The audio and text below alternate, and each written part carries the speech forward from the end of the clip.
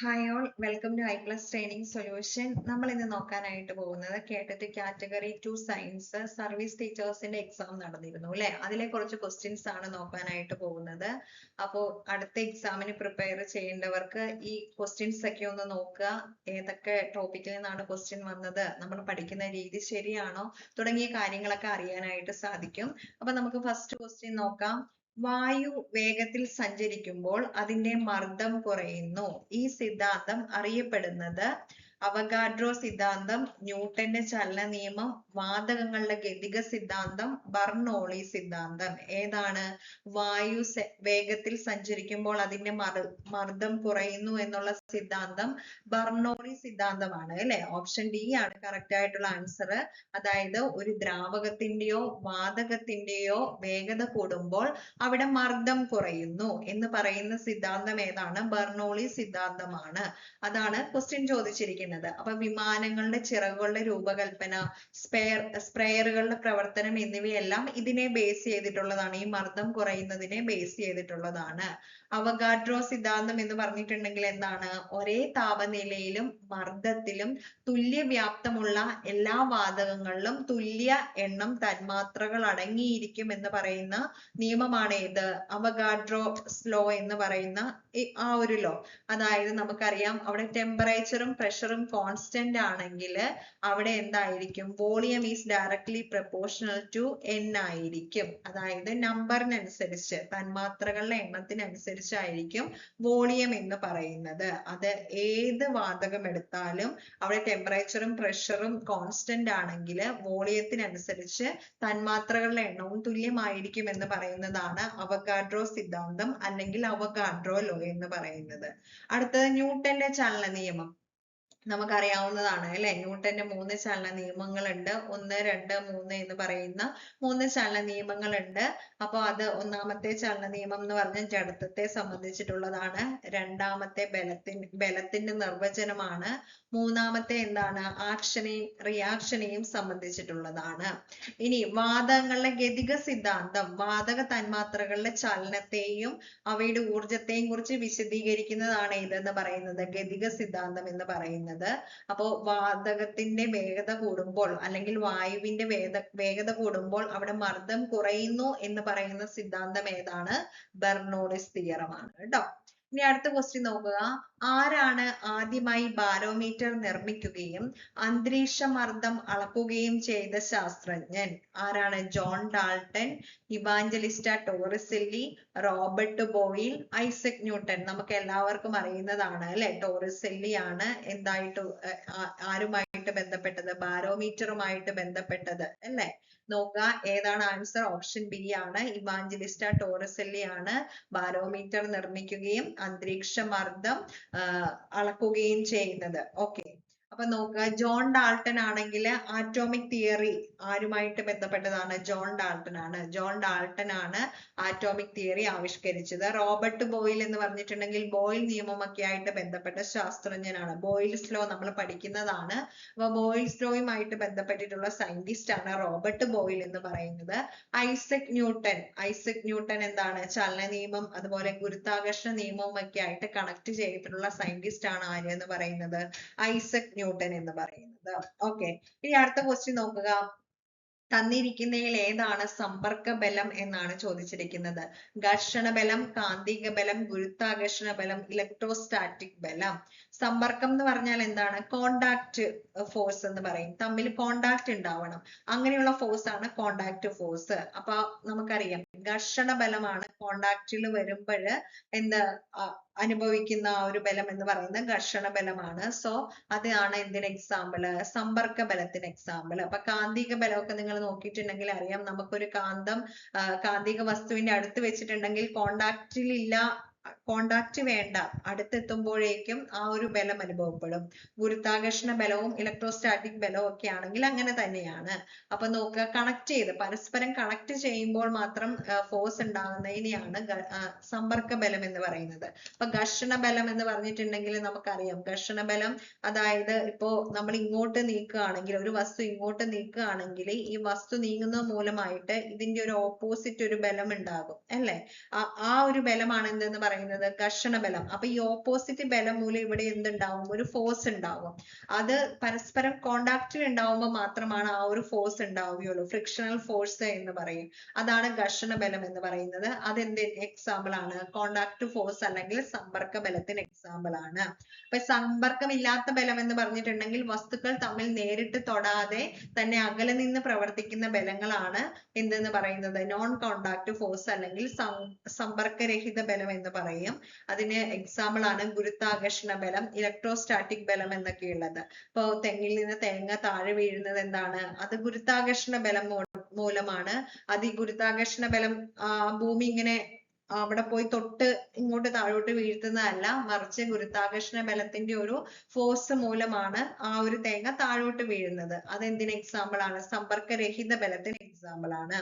ഇനി അടുത്തൊരു ക്വസ്റ്റ്യൻ നോക്കുക. താഴെ പറയുന്നവയിൽ ചേരുംപടി ചേർത്ത് ശരിയായത് തിരഞ്ഞെടുക്കാനാണ് പറഞ്ഞിരിക്കുന്നത്.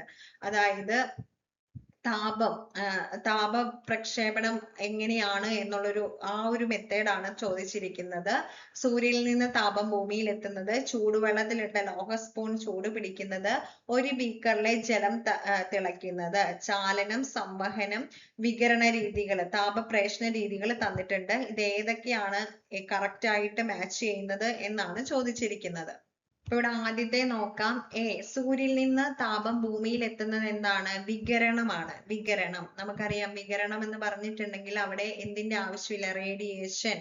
എന്താണ്? അവിടെ ഒരു മാധ്യമത്തിന്റെ ആവശ്യമില്ല. അപ്പൊ സൂര്യനിൽ നിന്ന് താപം ഭൂമിയിൽ എത്തുന്നത് ഏതാണ്? ഏത് പ്രേഷണ രീതിയാണ്? വികിരണമാണ്. ഇനി ചൂടുവെള്ളത്തിലുള്ള ലോഹ സ്പൂൺ ചൂട് പിടിക്കുന്നത്. അപ്പൊ ഈ ലോഹ സ്പൂൺ എന്താണ്? ആ ചൂടുവെള്ളവുമായിട്ട് ഡയറക്റ്റ് കോണ്ടാക്റ്റിലൂടെയാണ് അവിടെ താപം കൈമാറപ്പെടുന്നത്. അപ്പൊ അതെന്തിന് എക്സാമ്പിൾ ആണ്? ചാലനത്തിന് എക്സാമ്പിൾ ആണ്. ഓക്കെ, അവിടെ എന്താണ്? ചാലനമാണ് നടക്കുന്നത്. ഇനി ഒരു ബീക്കറിലെ ജലം തിളയ്ക്കുന്നത് എങ്ങനെയാണ്? ജലകണികകളുടെ മൂവ്മെന്റ് മൂലമാണ്. ഇപ്പൊ ബീക്കറിലെ ജലം തിളയ്ക്കുക എന്ന് പറഞ്ഞിട്ടുണ്ടെങ്കിൽ ആദ്യം കുറച്ച് ജലം തിളയ്ക്കുകയാണ് ചെയ്യുന്നത്. എല്ലാം കൂടെ ഒരുമിച്ചല്ല അല്ലെ തിളയ്ക്കുന്നത്. അപ്പൊ എന്ത് സംഭവിക്കും? ആദ്യം തിളച്ച ജലം മുകളിലേക്ക് വരും. ആ ഒരു ജലകണികകൾ അല്ലെങ്കിൽ ആ ഒരു വാട്ടർ മോളിക്യൂൾ മുകളിലേക്ക് വരും. അപ്പൊ തിളയ്ക്കാത്തത് ഉണ്ടെങ്കിൽ അത് താഴോട്ട് പോയി, അത് വീണ്ടും ചൂട് പിടിച്ച് അത് തിളച്ച് അത് മുകളിലേക്ക് പോയി. ഇങ്ങനെ ആ ഒരു വാട്ടർ മോളിക്യൂൾസിന്റെ ചലനം മൂലമാണ് അവിടെ എന്ത് സംഭവിക്കുന്നത്? ആ ഒരു താപം കൈമാറ്റം ചെയ്യപ്പെടുന്നത്. അപ്പൊ ആ രീതിയിലുള്ള ആ ഒരു താപ കൈമാറ്റത്തിനാണ് എന്തെന്ന് പറയുന്നത്? സംവഹനം എന്ന് പറയുന്നത്. ഓക്കെ, അപ്പോ ഒരു ബീക്കറിലെ ജലം തിളയ്ക്കുന്നത് എന്തിന് എക്സാമ്പിൾ ആണ്? സംവഹനത്തിന് എക്സാമ്പിൾ ആണ്. അപ്പൊ ശ്രദ്ധിക്കുക. അപ്പൊ സൂര്യനിൽ നിന്ന് താപം ഭൂമിയിൽ എത്തുന്നത് വികിരണമാണ്. ചൂടുവെള്ളത്തിലിട്ട് അത് മെറ്റൽ ആണ് ചൂട് പിടിക്കുന്നത്. അപ്പൊ മെറ്റലിന് നോർമലി എന്താണ് നടക്കുക? ചാലനമാണ് നടക്കുക. ഇനി അതേ സമയത്ത് ലിക്വിഡിലും ഗ്യാസസിലൊക്കെ ആണെങ്കിൽ അവിടെ എന്താണ് നടക്കുക? അവിടെ സംവഹന രീതിയിലൂടെയാണ് താപപ്രേഷണം ചെയ്യപ്പെടുന്നത്. അപ്പൊ ഇത് എങ്ങനെ മാച്ച് ചെയ്യാം? A3 അല്ലെ? A3 ആണ്. then B എന്ന് പറയുന്നത് A ആണ്. സോറി, B1 ആണ്. then C2 ആണ്. ഓക്കെ, C2 ആണ്. അപ്പൊ ആൻസർ ഏത് വരും? A3 B1 C2 എന്ന് പറയുന്നത് ഓപ്ഷൻ സി ആണ് ഇവിടുത്തെ കറക്റ്റ് ആയിട്ടുള്ള ആൻസർ.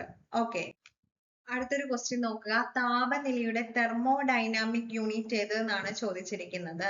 അപ്പൊ താപനിലയുടെ തെർമോഡൈനാമിക് യൂണിറ്റ് ചോദിച്ചാലും താപനിലയുടെ SI യൂണിറ്റ് ചോദിച്ചാലും ഏതാണ് ആൻസർ വരുന്നത്? ഓപ്ഷൻ ഡി ആണ്, കെൽവിൻ ആണ്. ഓക്കെ, അപ്പൊ ഈ തെർമോഡൈനാമിക് യൂണിറ്റ് എന്ന് പറഞ്ഞിട്ടുണ്ടെങ്കിൽ specially to the unit used to measure absolute temperature. absolute temperature base ചെയ്തിട്ട് എന്ത് ചെയ്യുന്നതാണ്? റെഫർ ചെയ്തിട്ട് എടുക്കുന്നതാണ് ഏതെന്ന് പറയുന്നത്? തെർമോഡൈനാമിക് യൂണിറ്റ് എന്ന് പറയുന്നത്.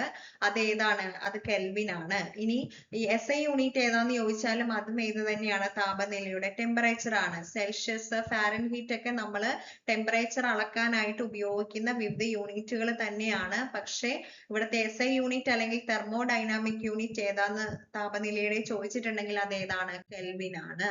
ഓക്കെ, ക്ലിയർ ആയെന്ന് വിചാരിക്കുന്നു. ഇപ്പൊ സെൽഷ്യസ് ആണെങ്കിൽ നമ്മൾ അന്തരീക്ഷത്തിന്റെ ടെമ്പറേച്ചർ ആയിട്ട് അല്ലെ, ടെമ്പറേച്ചർ അളക്കാനായിട്ട് അവിടെ ഏത് യൂസ് ചെയ്യാറുണ്ട്?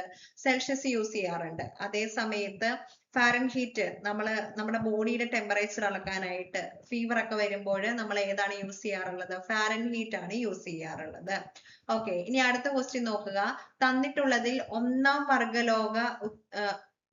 വർഗ ഉത്തോലകത്തിന് ഉദാഹരണം ഏത് എന്നാണ് ചോദിച്ചിരിക്കുന്നത്. സീസോ, ബോട്ടിൽ ഓപ്പണർ, ചവണ, ചൂണ്ടക്കോൽ. ഇതൊക്കെ റിപ്പീറ്റഡ് ആയിട്ടുള്ള ക്വസ്റ്റ്യൻസ് ആണ്. നമ്മൾ മാരത്തോൺ ഒക്കെ നടത്തുമ്പോൾ ഈ ക്വസ്റ്റ്യൻസ് ഒക്കെ ഡിസ്കസ് ചെയ്തിട്ടുള്ളതാണ്. ഏതാണ് ഒന്നാം വർഗ ഉത്തോലകത്തിന് എക്സാമ്പിൾ ഏതാന്ന് ചോദിച്ചിട്ടുണ്ടെങ്കിൽ ഓപ്ഷൻ എ ആണ് അല്ലെ, സീസോ ആണ്. ഓക്കെ, നോക്കുക. ഫസ്റ്റ് ക്ലാസ് ലിവർ എന്ന് പറഞ്ഞിട്ടുണ്ടെങ്കിൽ അവിടെ എന്തായിരിക്കും? ഫൾക്രം ആയിരിക്കും മിഡിൽ വരുന്നത്. എവിടെ? എഫേർട്ടിന്റെയും ലോഡിന്റെയും ഇടയിൽ വരുന്നത് ഏതായിരിക്കും? ഫൾക്രം ആയിരിക്കും. അതിന് എക്സാമ്പിൾ ആണ് സീസോ, സിസേഴ്സ്, ക്രോബാർ ഒക്കെ തുടങ്ങിയവ ഒന്നാം വർഗ ഉത്തോലകത്തിന് എക്സാമ്പിൾ ആണ്. സെക്കൻഡ് ക്ലാസ് ആണെങ്കിൽ അവിടെ ഏതായിരിക്കും? ലോഡ് ആയിരിക്കും നടുവിൽ വരുന്നത്. ബോട്ടിൽ ഓപ്പണറും വീൽബാരോ ഒക്കെ എന്താണ്? രണ്ടാം വർഗ ഉത്തോലകത്തിന് എക്സാമ്പിൾ ആണ്. തേർഡ് ക്ലാസ് ആണെങ്കിൽ അവിടെ എഫോർട്ട് ആയിരിക്കും നടുവിൽ വരുന്നത്. ടങ്സ്, ഫോസെപ്സ്, ഫിഷിംഗ് റോഡ് ഒക്കെ അതിന് എക്സാമ്പിൾ ആണ്. അപ്പൊ ഇത് ഇമ്പോർട്ടന്റ് ആണ്. ഓരോ വർഗത്തിനും ഒന്നാം വർഗം അല്ലെങ്കിൽ രണ്ടാം വർഗം, മൂന്നാം വർഗം ഒക്കെ എക്സാമ്പിൾ ആയിട്ട് ചോദിക്കാറുണ്ട്. സോ നിങ്ങൾ നല്ല രീതിയിൽ ഇത് പഠിച്ചു വെക്കുക, അതിന്റെ എക്സാമ്പിൾ പഠിച്ചു വെക്കുക. ഇനി അടുത്തൊരു ക്വസ്റ്റ്യൻ പെഡഗോജിയുമായിട്ട് ബന്ധപ്പെട്ടിട്ടുള്ള ഒരു ക്വസ്റ്റ്യൻ ആണ്. സയൻസ് ലാബോറട്ടറിയെ സംബന്ധിച്ച് ഏതാണ് ശരിയായത് എന്നാണ് ചോദിച്ചിരിക്കുന്നത്. അത് ക്ലാസ് മുറികളിൽ നിന്ന് വളരെ അകലെ ആയിരിക്കണം, അത് ഇരുട്ടുള്ളതും അടഞ്ഞതുമായിരിക്കണം, അത് ശരിയായി വായു സഞ്ചാരമുള്ളതും സ്ഥല സൗകര്യമുള്ളതുമായിരിക്കണം, ഉപകരണങ്ങൾ വിലപിടിപ്പുള്ളത് ഉണ്ടായിരിക്കണം. നമ്മൾ ഇങ്ങനത്തെ പെഡഗോജി ക്വസ്റ്റ്യൻസ് വരുമ്പം ഏറ്റവും യോജിച്ചത്, അനുയോജ്യമായിട്ടുള്ളതാണ് നമ്മൾ ആൻസർ ആയിട്ട് സെലക്ട് ചെയ്യുക. അപ്പൊ നോക്കുക, ഏതായിരിക്കും വരിക? നമ്മൾ സയൻസ് ലാബ് കൊണ്ടുപോയിട്ട് ലാബറട്ടറി ഒരു ഇരുളുള്ളതാണെങ്കിൽ ബുദ്ധിമുട്ടായിരിക്കും അല്ലെ. അത് ശരിയായി വായു സഞ്ചാരമുള്ളതും സ്ഥല സൗകര്യമുള്ളതുമായിരിക്കണം. ഓക്കെ, പ്രോപ്പർ ആയിട്ട് വായു സഞ്ചാരമുള്ളതും സ്ഥല സൗകര്യമുള്ളതുമായിരിക്കണം എന്നുള്ളതാണ് ഇവിടുത്തെ കറക്റ്റ് ആയിട്ടുള്ള ആൻസർ വരുന്നത്. ഓക്കെ, അപ്പൊ സയൻസ് ലാബിനെ സംബന്ധിച്ച് അവിടെ ഒരുപാട് എക്സ്പെരിമെന്റ് ഒക്കെ നടക്കുന്നതാണ്. അതുകൊണ്ട് എന്തായിരിക്കണം? അവിടെ കറക്റ്റ് ആയിട്ട് വെന്റിലേഷൻ ഉള്ളതായിരിക്കണം. അതുപോലെ തന്നെ കുട്ടികൾക്കൊക്കെ നിൽക്കാനായിട്ട് ആവശ്യത്തിന് സൗകര്യമുള്ളതുമായിരിക്കണം. ഓക്കെ, അപ്പൊ ഓപ്ഷൻ സി ആണ് ആൻസർ. അടുത്തൊരു ക്വസ്റ്റ്യൻ നോക്കുക. ഇവയിൽ ഹെട്രോജീനിയസ് മിശ്രിതത്തിന് ഉദാഹരണം ഏത്? ലവണ ജലലായനി, പഞ്ചസാര സിറപ്പ്, മണലും ജലവും, വായു. എന്താണ് ഹോമോജീനിയസ് ഹെട്രോജീനിയസ് മിശ്രിതം എന്ന് പറഞ്ഞിട്ടുണ്ടെങ്കിൽ? ഹോമോജീനിയസ് മിക്സേഴ്സ് ആണെങ്കിൽ അവർക്ക് എല്ലായിടത്തും ആ മിക്സർ എടുത്തിട്ടുണ്ടെങ്കിൽ എല്ലായിടത്തും ഒരേപോലെ ആയിരിക്കും. അതേ സമയത്ത് ഹെട്രോജീനിയസ് ആണെങ്കിലോ അവ വ്യത്യസ്തമായിരിക്കും. സ്വഭാവ സവിശേഷത എന്ന് പറഞ്ഞിട്ടുണ്ടെങ്കിൽ പലയിടത്തും പലതായിരിക്കും. ഇപ്പൊ ലവണ ജലലായനി, ഓക്കെ, ഉപ്പ് ലായനി എടുത്തിട്ടുണ്ടെങ്കിൽ നമ്മൾ ആ ഉപ്പ് മിക്സ് ചെയ്ത് കഴിഞ്ഞിട്ടുണ്ടെങ്കിൽ അത് ഏത് സ്ഥലത്ത് നിന്ന് നമ്മൾ എടുത്താലും അതിന് എന്ത് അനുഭവപ്പെടും? ഉപ്പ് അനുഭവപ്പെടും. പഞ്ചസാര സിറപ്പ് ആണെങ്കിൽ നമ്മൾ പഞ്ചസാര നല്ല രീതിയിൽ കലക്കിയിട്ടുണ്ടെങ്കിൽ നമ്മൾ ആ സിറപ്പ് ഏത് സൈഡിൽ നിന്ന് എടുത്താലും അതിന് മധുരം അനുഭവപ്പെടും. മണലും ജലവും എടുത്തു നോക്കുക, നമ്മൾ മിക്സ് ചെയ്ത് കുറച്ചു നേരം വെച്ചിട്ടുണ്ടെങ്കിൽ എന്ത് സംഭവിക്കും? ആ ജലം മുകളിലും ജലം ജലം full ആയിട്ടും മണൽ അതിന്റെ താഴെയും മാത്രമായിട്ടും കാണും അല്ലെ. എന്ന് പറഞ്ഞിട്ടുണ്ടെങ്കിൽ ആ ഒരു മിക്സറിന്റെ മുകളെടുത്താൽ നമുക്ക് ജലവും താഴേക്ക് നോക്കിയാൽ മാത്രമാണ് മണലും കിട്ടുകയുള്ളൂ. അപ്പൊ അതിന്റെ സ്വഭാവ സവിശേഷത വ്യത്യസ്തമായിരിക്കും. അങ്ങനെയുള്ളവയാണ് ഹെട്രോജീനിയസ് മിക്സേഴ്സ് എന്ന് പറയുന്നത്. വായു നമ്മൾ എന്തായിട്ടാണ് കണക്കാക്കുന്നത്? ഒരു ഹോമോജീനിയസ് മിക്സർ ആയിട്ടാണ് കണക്കാക്കുന്നത്. സോ ഏതാണ് ആൻസർ? ഓപ്ഷൻ സി ആണ്, മണലും ജലവുമാണ് ആൻസർ ആയിട്ട് വരുന്നത്. ഓക്കെ, ഇനി നമുക്ക് അടുത്ത ക്വസ്റ്റ്യൻ നോക്കാം. pH 7 താഴെയുള്ള പദാർത്ഥത്തെ തിരിച്ചറിയുക. നാരങ്ങാനീര്, ബേക്കിംഗ് സോഡ ലായനി, അമോണിയ ലായനി, ഡിസ്റ്റിൽഡ് വാട്ടർ. ഏതാണ്? ഇപ്പം pH എന്ന് പറഞ്ഞിട്ടുണ്ടെങ്കിൽ എന്താണ്? നമുക്ക് ആസിഡ് ആണോ ബേസ് ആണോ എന്ന് ഐഡന്റിഫൈ ചെയ്യാനായിട്ട് സാധിക്കും. നമ്മൾ പഠിച്ചിട്ടുണ്ട് pH വാല്യൂ അനുസരിച്ച് അല്ലെ, 0 to 14 ആണ് pH വാല്യൂ എന്ന് പറയുന്നത്. അപ്പോ അതിൽ 7 ആണെങ്കിൽ ന്യൂട്രൽ ആയിരിക്കും. 7 ആണെങ്കിൽ ന്യൂട്രൽ ആയിരിക്കും. 7 മുകളിലാണെങ്കിൽ 7 to 14 ആണെങ്കിൽ അത് എന്തായിരിക്കും? ബേസ് ആയിരിക്കും. 7 താഴെയാണെങ്കിൽ 7 താഴെയാണെങ്കിൽ അത് എന്തായിരിക്കും? ആസിഡ് ആയിരിക്കും എന്ന് പറഞ്ഞിട്ടുണ്ട്. നമ്മൾ പഠിച്ചിട്ടുള്ളതാണ്. ഇപ്പൊ ഈ തന്നിരിക്കുന്നതിൽ ഏതാണ് ആസിഡ്, അതായത് എയിൽ താഴെയുള്ള പദാർത്ഥത്തെ തിരിച്ചറിയാനാണ് പറഞ്ഞിരിക്കുന്നത്. അപ്പൊ അതെന്തായാലും ആസിഡ് ആയിരിക്കും. അപ്പൊ ഇതിൽ നിന്ന് നമുക്കറിയാം നാരങ്ങ നീര് എന്ന് പറഞ്ഞിട്ടുണ്ടെങ്കിൽ എന്താണ്, സിട്രിക് ആസിഡ് ആണ്. സോ അതെന്താണ്, അതിന്റെ pH 7 താഴെ ആയിരിക്കും. ഇനി ബേക്കിംഗ് സോഡ അതുപോലെ തന്നെ അമോണിയ എന്ന് പറഞ്ഞിട്ടുണ്ടെങ്കിൽ അത് ബേസിക് ആണ്. സോ അതിന്റെ pH എപ്പോഴും എന്തായിരിക്കും, 7 കൂടുതലായിരിക്കും. ഡിസ്റ്റിൽഡ് വാട്ടറിന്റെ pH 7 ആണ്. കാരണം എന്താണ്, അത് ന്യൂട്രൽ ആണ്. അപ്പൊ ഇത് ഇമ്പോർട്ടന്റ് ആണ്, പഠിച്ചു വെക്കുക. ഓക്കെ, അപ്പൊ ആൻസർ ഏതാണ്? അടുത്ത ക്വസ്റ്റ്യൻ നോക്കുക. ന്യൂട്ടന്റെ രണ്ടാം ചലന നിയമപ്രകാരം ഒരു വസ്തുവിന്റെ പിണ്ഡം സ്ഥിരമായിരിക്കുമ്പോൾ അതിന്മേലുള്ള ബലം വർദ്ധിക്കുമ്പോൾ എന്ത് സംഭവിക്കുന്നു എന്നാണ്. പിണ്ഡം എന്ന് പറഞ്ഞിട്ടുണ്ടെങ്കിൽ മാസ് ആണ് കേട്ടോ. മാസിനെ മലയാളിവൽക്കരിച്ചിരിക്കുന്നതാണ് പിണ്ഡം എന്നുള്ളത്. അപ്പൊ എന്താണ്, മാസ് ആണ്. മാസ് സ്ഥിരമായിരിക്കുമ്പോൾ അതിന്മേലുള്ള ബലം വർദ്ധിക്കുമ്പോൾ എന്ത് സംഭവിക്കുന്നു? പ്രവേഗം കുറയുന്നു, ത്വരണം വർദ്ധിക്കുന്നു, ജഡത്വം വർദ്ധിക്കുന്നു, പിണ്ഡം വർദ്ധിക്കുന്നു. അപ്പൊ ഇതില് നമുക്ക് രണ്ടാമത്തെ നിയമം അനുസരിച്ച് നമ്മൾ ഓൾറെഡി പറഞ്ഞതാണ്. രണ്ടാമത്തെ നിയമം എന്ന് പറഞ്ഞിട്ടുണ്ടെങ്കിൽ ബലത്തിന്റെ ഡെഫിനേഷനുമായിട്ട് ബന്ധപ്പെട്ടിട്ടുള്ള ആ നിയമമാണ്. ഓക്കെ, അപ്പോ അതിന്റെ അനുസരിച്ച് ഇക്വേഷൻ എന്ന് പറയുന്നത് F = ma ആണ്. ഇതിൽ m എന്ന് പറയുന്നത് മാസ്, a എന്ന് പറയുന്നത് എന്താണ്, ത്വരണം, ആക്സലറേഷൻ, ത്വരണം. F എന്ന് പറയുന്നത് ഫോഴ്സ് അല്ലെങ്കിൽ ബലം. ഇവിടെ ചോദിച്ചിരിക്കുന്ന ക്വസ്റ്റ്യൻ എന്താണ്, വസ്തുവിന്റെ പിണ്ഡം സ്ഥിരമാണ്, ഇത് അതായത് മാസ് കോൺസ്റ്റന്റ് ആണ്, അതിന്മേൽ ഫോഴ്സ്, ഈ ബലം വർദ്ധിക്കുമ്പോൾ എന്ത് സംഭവിക്കുന്നതാണ് ചോദിച്ചിരിക്കുന്നത്. അപ്പൊ ഇവിടെ ബലം വർദ്ധിക്കുന്നു, ഇത് നമുക്കറിയാം, ഇത് ഡയറക്ട്ലി പ്രൊപ്പോർഷണൽ ആണ്. അപ്പം ബലം വർദ്ധിക്കുന്നതിനനുസരിച്ച് ഇവിടെ മാസ് കോൺസ്റ്റന്റ് ആണ്, ബാക്കിയുള്ളത് ത്വരണമാണ്. ത്വരണവും എന്ത് സംഭവിക്കും, വർദ്ധിക്കും. ഓക്കെ, ത്വരണവും വർദ്ധിക്കും. ഓക്കെ, സോ ആൻസർ ഏതാണ് വരുന്നത്? ആൻസർ വരുന്നത് ഓപ്ഷൻ ബി ആണ്. ത്വരണം വർദ്ധിക്കുന്നു എന്നുള്ളതാണ് ആൻസർ വരുന്നത്. അപ്പൊ നമ്മുടെ സയൻസ് ഭാഗത്തു നിന്നുള്ള 30 ക്വസ്റ്റ്യനിൽ നമ്മൾ 10 ക്വസ്റ്റ്യൻസ് ആണ് ചെയ്തത്. അപ്പൊ നിങ്ങൾക്ക് ഏകദേശം ഒരു ഐഡിയ കിട്ടിയിട്ടുണ്ടാവും. നമ്മുടെ ക്വസ്റ്റ്യൻസ് ഒക്കെ നോക്കിയിട്ടുണ്ടെങ്കിൽ അറിയാം SCERT ടെക്സ്റ്റുമായിട്ട് ബന്ധപ്പെട്ടുള്ള ക്വസ്റ്റ്യൻസ് തന്നെയാണ് വന്നിരിക്കുന്നത്. അപ്പൊ അടുത്ത എക്സാമിന് പ്രിപ്പയർ ചെയ്യുമ്പോൾ നിങ്ങൾ ചെയ്യേണ്ട കാര്യം, നിങ്ങൾ നിർബന്ധമായിട്ടും 10ാം ക്ലാസ് വരെയുള്ള SCERT ടെക്സ്റ്റ് നമ്മൾ K2 ആണെന്ന് വിചാരിച്ച് ഹൈസ്കൂളിലെ ടെസ്റ്റ് നോക്കാതെ പോകരുത്. കൂടുതൽ ക്വസ്റ്റ്യനും ഹൈസ്കൂളിലെ ടെസ്റ്റിൽ നിന്ന് തന്നെ ആയിരിക്കും, ഫിസിക്സും കെമിസ്ട്രിയും ഒക്കെ.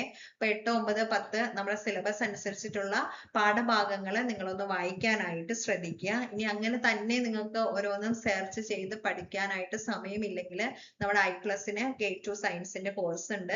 അതിൽ എല്ലാ ക്ലാസ്സും തന്നെ അപ്ഡേറ്റഡ് ആണ്. സിലബസ് അനുസരിച്ച് SCERT ടെക്സ്റ്റുകളൊക്കെ അനുസരിച്ചിട്ടുള്ള ക്ലാസ്സുകൾ അപ്ഡേറ്റഡ് ആണ്. അപ്പൊ നിങ്ങൾക്ക് ആർക്കെങ്കിലും നമ്മുടെ കോഴ്സിൽ ജോയിൻ ചെയ്യാൻ താല്പര്യമുണ്ടെങ്കിൽ നമ്മുടെ നമ്പറിൽ ഒന്ന് കോൺടാക്ട് ചെയ്താൽ മതി. കോഴ്സിനെ കുറിച്ചുള്ള ഡീറ്റെയിൽസ് നിങ്ങൾക്ക് ലഭിക്കുന്നതായിരിക്കും. അപ്പൊ കൂടുതൽ ക്ലാസ്സുകൾക്കായിട്ട് നിങ്ങൾ വെയിറ്റ് ചെയ്യുക. അപ്പൊ വീണ്ടും അടുത്ത വീഡിയോയിൽ കാണാം. Thank you.